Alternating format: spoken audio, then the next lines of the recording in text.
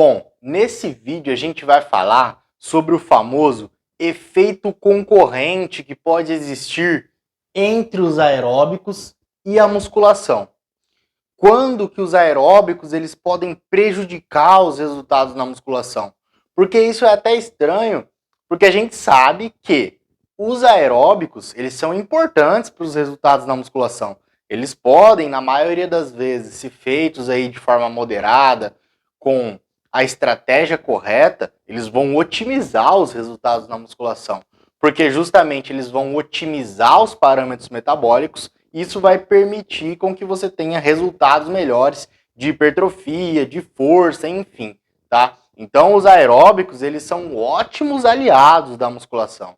Eles podem ter efeito benéfico na performance da musculação, podem ter efeito neutro, tá? Ou eles podem ter o famoso efeito concorrente, né? E prejudicar a performance na musculação. E nesse vídeo a gente vai entender quando que isso pode acontecer e como que a gente pode minimizar, né, esse efeito concorrente que acontece entre os aeróbicos e a musculação, tá? Então, olha só. Primeira coisa que a gente tem que entender é o seguinte. Por que que acontece esse efeito concorrente, né? Os aeróbicos e a musculação, eles têm estímulos diferentes, né? Então, se você pega ali um aeróbico, ciclismo, corrida, caminhada, eles vão ativar a via da AMPK, tá? E quando a gente fala da musculação, ela vai ativar a via mTOR, tá? São adaptações antagônicas, contrárias, tá? Quando a gente fala da musculação, a ativação da via mTOR vai aumentar a síntese proteica, o anabolismo muscular, tá? Vai fazer com que você ganhe massa muscular.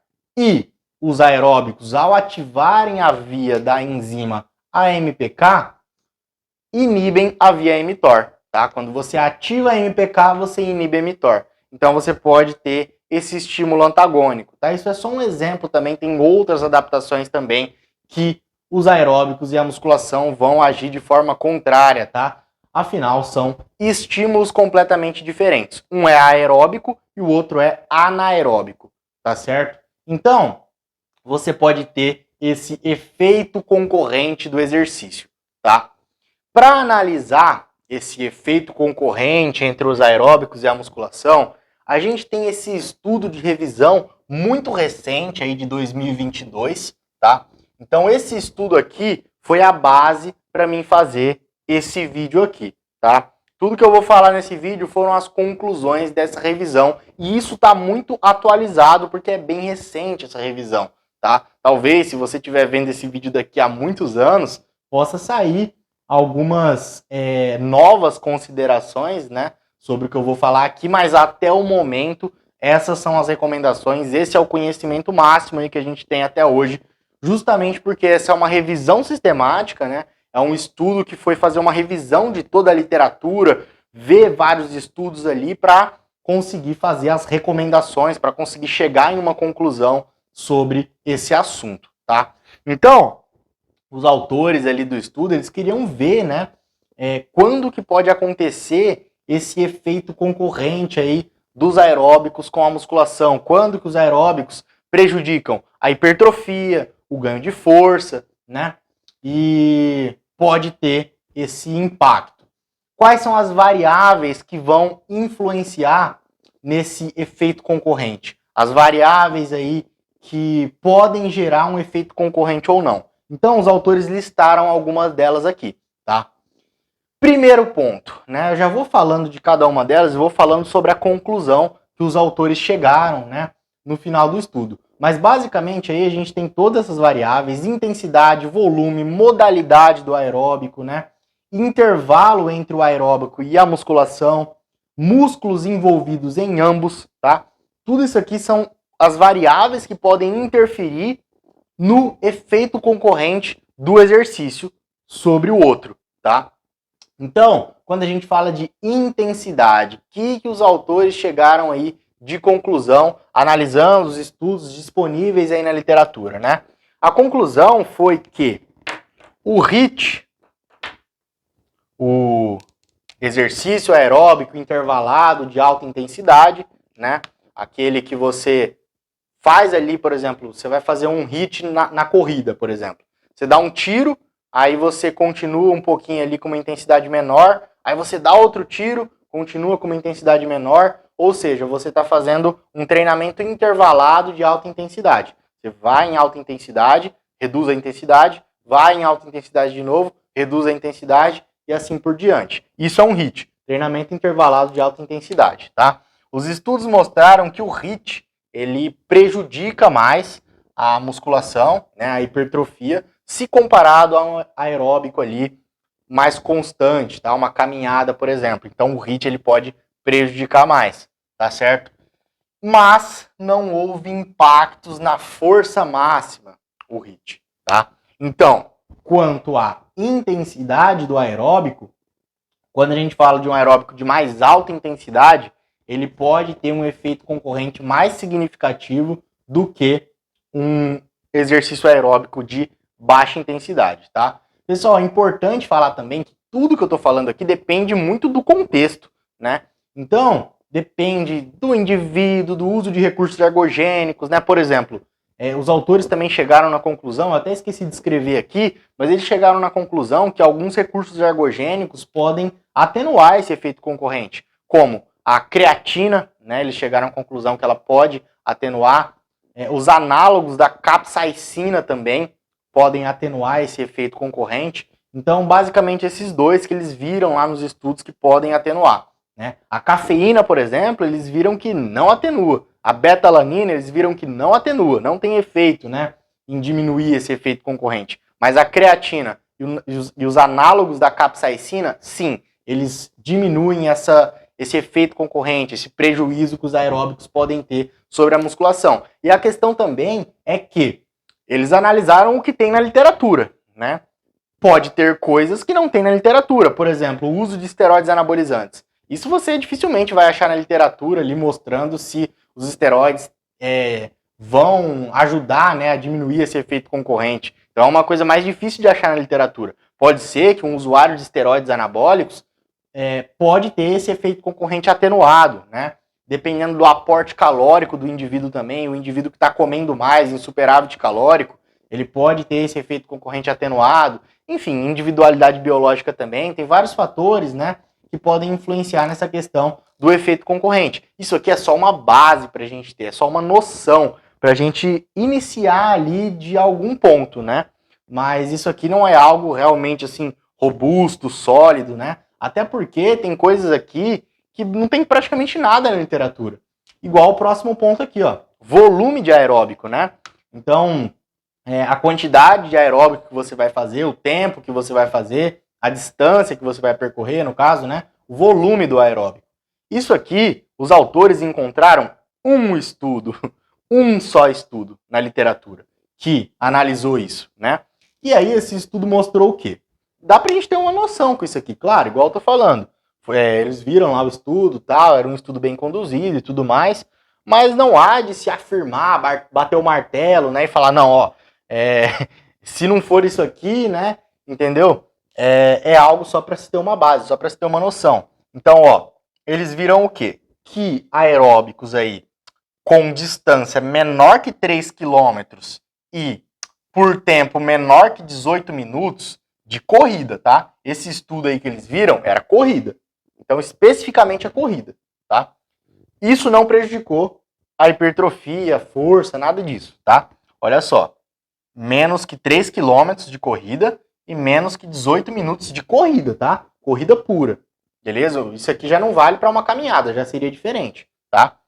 E aqui no caso também, eles viram prejuízo, eles viram que prejudica quando é maior que 5 km, a distância percorrida no aeróbico, na corrida no caso, e mais que 30 minutos, tá? Aí eles viram prejuízo. Ou seja, a gente começa a ter uma noção aqui, uma base que aeróbicos de alta intensidade, eles vão prejudicar mais a hipertrofia, e aeróbicos aí por tempo mais prolongado, por distância mais prolongada, também vão tender a prejudicar mais a hipertrofia. Então a gente começa a ter uma base do que poderia gerar esse efeito concorrente, né?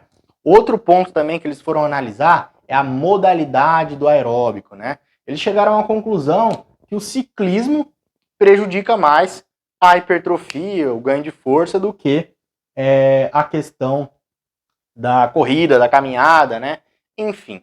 Só que também tem. Eu vou até pular um ponto aqui para falar desse último aqui já, né? Porque olha só, eles falaram que beleza, o ciclismo ele prejudica mais, mas depois eles também falaram o seguinte, que depende muito dos músculos envolvidos no aeróbico e na musculação, para você falar se vai ter efeito concorrente ou não. Então, eles analisaram alguns estudos lá bem interessantes mesmo, que viram o seguinte, né? Que quando a musculação e o aeróbico envolvem os mesmos músculos, né? O efeito concorrente ele acontece, tá? Então, por exemplo, você vai fazer ciclismo, né? Vai pedalar e vai treinar perna. O efeito concorrente ele vai acontecer. Só que eles viram também que quando você tem ali um aeróbico envolvendo um determinado músculo, tipo ciclismo, e vai treinar peito, por exemplo, na musculação, você não tem esse efeito concorrente, tá? Então eles viram isso aí, eles viram que quando a musculação e o aeróbico não envolvem os mesmos músculos, você não vai ter o efeito concorrente, tá? Eles afirmaram isso no estudo. Eles analisaram lá a literatura, os estudos que tinham disponíveis, mostraram justamente isso. Tinha um estudo lá bem legal que, ele, se eu não me engano, estava fazendo agachamento, né? E aí eles colocavam para fazer um aeróbico lá, ou então era o contrário, era fazer algum aeróbico para membros inferiores e fazer supino, eu acho que era isso. Era fazer tipo ciclismo e logo depois assim já fazer supino. E eles viram que não houve prejuízo na força, né, nesses parâmetros de performance no exercício resistido na musculação, quando o aeróbico ele não envolvia o mesmo músculo envolvido ali na musculação, tá? Então isso é muito interessante, eles faziam praticamente ao mesmo tempo ali e não tinha prejuízo, tá?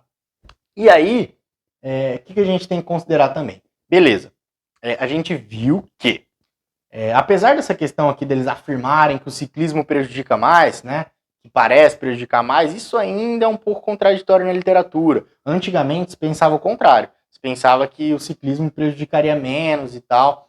Então, assim, eles afirmaram isso no estudo, mas é algo um pouco questionável ainda, tá?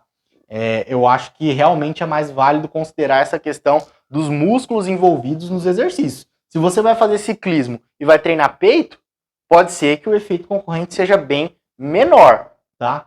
Então, o que a gente tem que principalmente se atentar, né? Intensidade do aeróbico, tá? Volume do aeróbico e músculos envolvidos.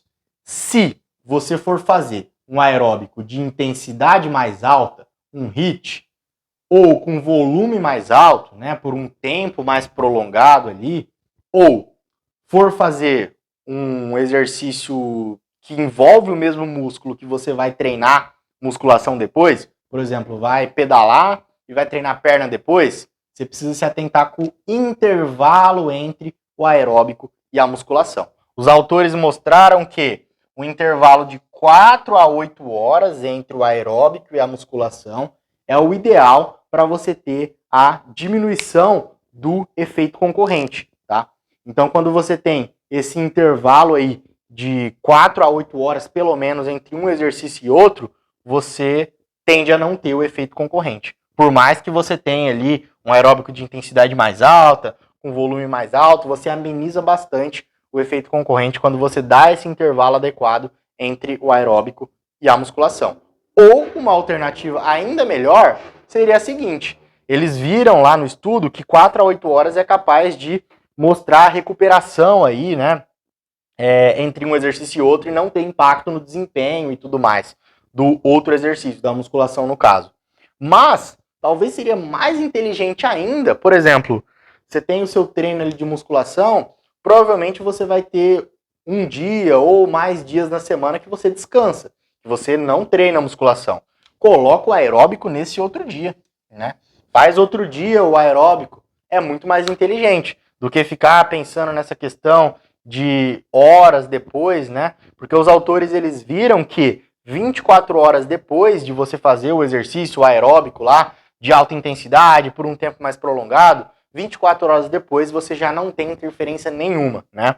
4 a 8 horas você ameniza bastante, você consegue realmente ter a recuperação adequada e amenizar quase totalmente os impactos, mas quando você faz no outro dia, 24 horas depois, você ameniza completamente, né, os impactos do exercício aeróbico na performance da musculação, na força máxima, né?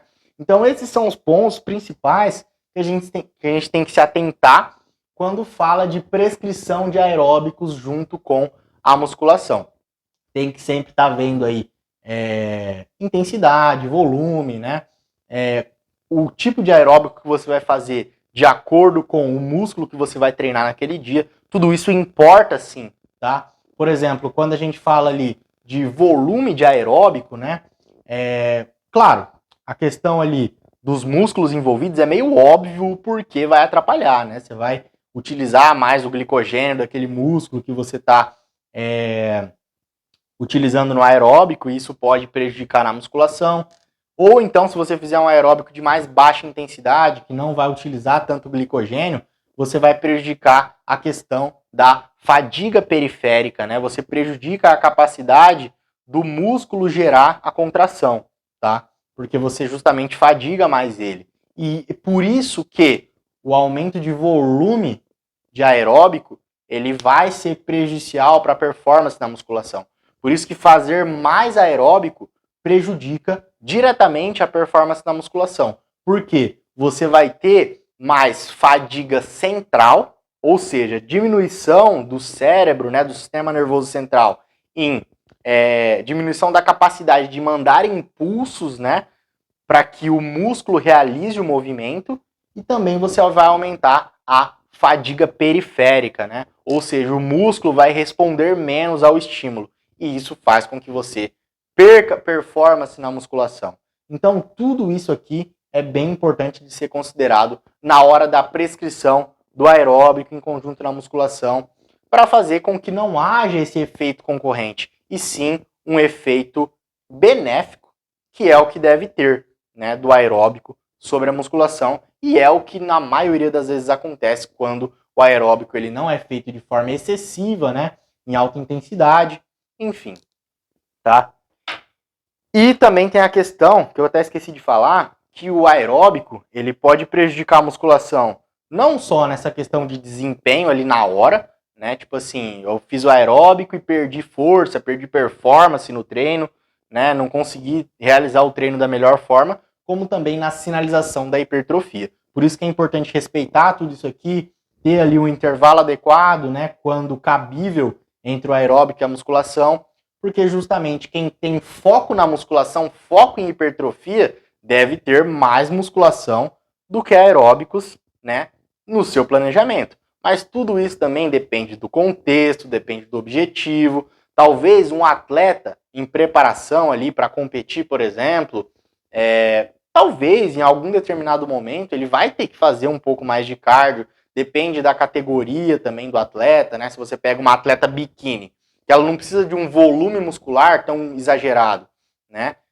Ela precisa realmente secar mais, focar mais na perda de gordura e não no volume muscular. Talvez, nesse momento, essa atleta biquíni, ela vai ter mais aeróbicos do que musculação, talvez, né? Isso acontece, a gente vê na prática que isso acontece, né? Agora, um atleta open, por exemplo, talvez pode ser muito mais vantajoso o contrário. Você realmente focar muito mais na musculação em si, em aumentar, por exemplo, o gasto calórico através do aumento do volume da musculação e não dos aeróbicos. Isso pode ser uma estratégia válida também, né? Tudo depende do contexto, ambiente hormonal, dieta, depende de vários fatores. Mas esse vídeo aqui, com base nessa revisão aqui, bem atual, é uma base para a gente ter uma ideia de como, né, o exercício aeróbico pode impactar aí na performance e na resposta da musculação, na resposta hipertrófica no caso. Tá bom? Então, se você conseguiu aprender alguma coisa com esse vídeo, se esse vídeo te agregou, deixa aí a sua curtida, tá? Comenta aí o que você achou. Se tiver alguma dúvida, pode deixar aí também no comentário. Eu sempre tento responder todos os comentários, tá? Compartilhe esse vídeo com alguém que possa se beneficiar desse conhecimento e até um próximo vídeo.